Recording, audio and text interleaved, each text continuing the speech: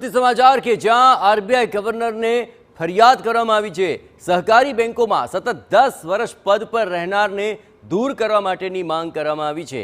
પ્રદેશ કોંગ્રેસ મહામંત્રી અને સહકારી આગેવાન દર્શન નાયકે આ માંગ કરી। આરબીઆઈને માહિતી આપવા છતાં પગલાં નહીં લેવામાં આવ્યા હોવાનો તેમણે આક્ષેપ લગાવ્યો છે।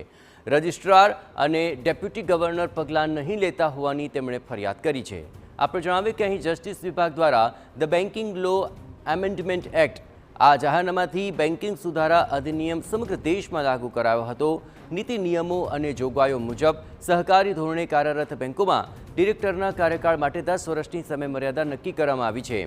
જે ડિરેક્ટરોએ પોતાનો 10 વર્ષનો કાર્યકાળ પૂર્ણ કર્યો હોય તો તે ગેરલાયક ઠરે છે અને રાજીનામા આપી દેવાના હોય છે અને જેમણે રાજીનામા નથી આપ્યા તેવા ડિરેક્ટરો સામે જવાબદાર અધિકારીઓએ નિર્ણય લેવો પડે। પરંતુ સુરતમાં આ નિયમ માત્ર કાગળ પર હોય તેવા પ્રદેશ કોંગ્રેસ મહામંત્રીએ આક્ષેપ કર્યા છે।